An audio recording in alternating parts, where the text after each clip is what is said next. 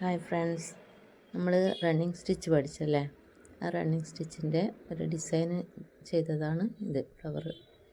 നമുക്കിന്ന് റണ്ണിങ് സ്റ്റിച്ചും അതുപോലെ റണ്ണിങ് വിത്ത് വിപ്പിഡ് സ്റ്റിച്ചും പഠിക്കാം.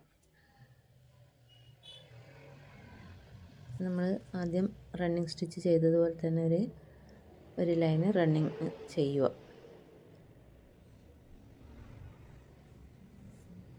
എല്ലാവർക്കും മനസ്സിലായിട്ടുണ്ടാവും എന്ന് വിചാരിക്കുന്നു. എല്ലാവരും ചെയ്ത് നോക്കിയിട്ടുണ്ടാവും എന്നാണ് ഞാൻ വിചാരിക്കുന്നത്. എല്ലാവരും ചെയ്ത് നോക്കുക, എന്നെങ്കിലേ നമുക്ക് അന്നന്ന് പഠിപ്പിക്കുന്നത് ഈ പറഞ്ഞു തന്നത് ഓർമ്മയുണ്ടാവുള്ളൂ.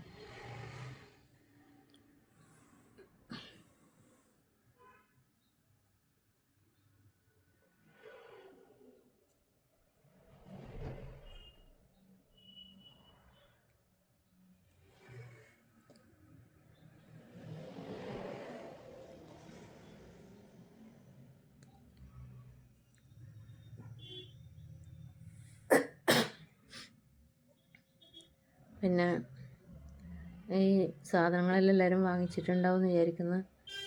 ത്രെഡ് ഹൗസിൽ കിട്ടും കേട്ടോ.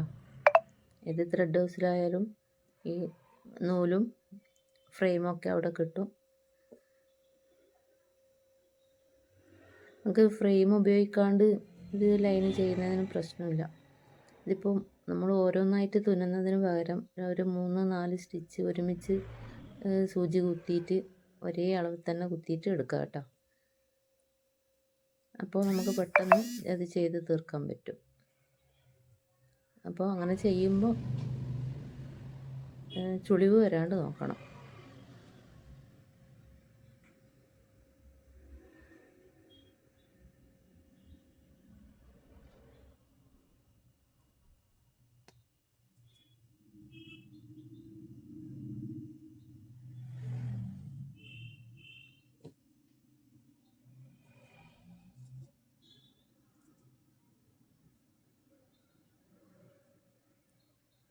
കുറേ പേര് ക്ലിയർ ആയിട്ടില്ല എന്ന് പറഞ്ഞു. വീഡിയോ എടുത്തത് കുറച്ച് ശരിയായിട്ടില്ല എന്നുള്ളത് പറഞ്ഞു.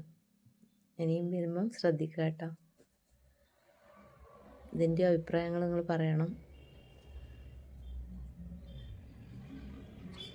നമ്മളിപ്പോൾ ഒരു ലൈന് റണ്ണിങ് സ്റ്റിച്ച് വീണ്ടും തുന്നിക്കഴിഞ്ഞു.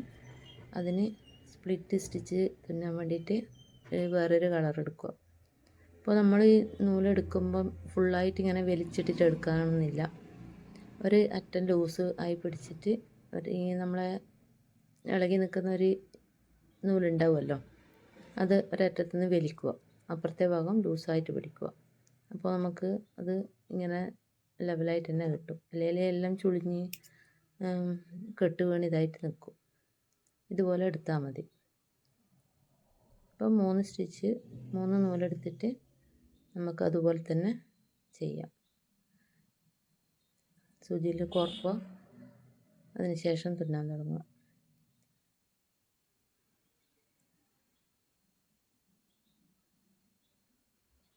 നമ്മൾ നൂല് നേർത്തി എടുക്കുമ്പം കെട്ട് വീഴാണ്ട് ശ്രദ്ധിക്കണം, നൂല് കുടുങ്ങാണ്ട്. അപ്പോൾ നമ്മൾ ആദ്യം ഈ റണ്ണിങ് തുടങ്ങുമ്പം ചെയ്തതുപോലെ തന്നെ അടിയിൽ നിന്ന് നൂല് മുകളിലോട്ടേക്ക് എടുക്കുക. അതിനുശേഷം നമ്മൾ തുന്നിയ ആ ഓരോരോ സ്റ്റിച്ചും ഉണ്ടല്ലോ, അതിൻ്റെ ഇടയിലൂടെ സ്റ്റിച്ച് അടിയിലേക്ക് പോകണ്ട.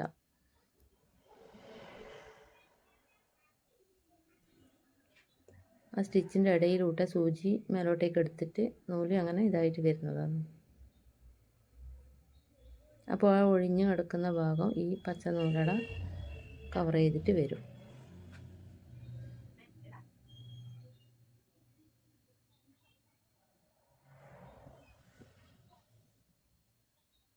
ഇതിൻ്റെ ഡിസൈൻ ചെയ്തത് അടുത്ത ക്ലാസ്സിൽ കാണിച്ചു തരാം.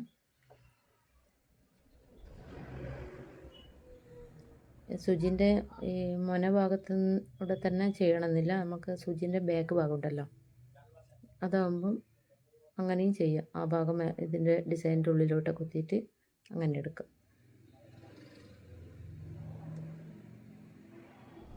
എല്ലാവരും സബ്സ്ക്രൈബ് ചെയ്യുക, ലൈക്ക് ചെയ്യുക, കമൻറ്റ് ചെയ്യുക, സപ്പോർട്ട് ചെയ്യുക.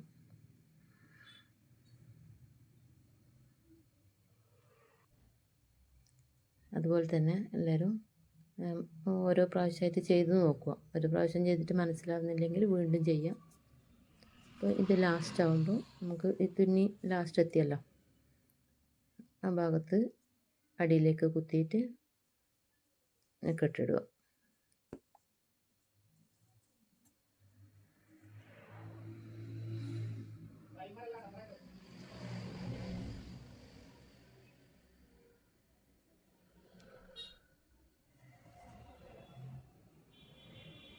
ഇത് ക്ലിയർ ആയിട്ടുണ്ടാവുമെന്ന് വിചാരിക്കുന്നു.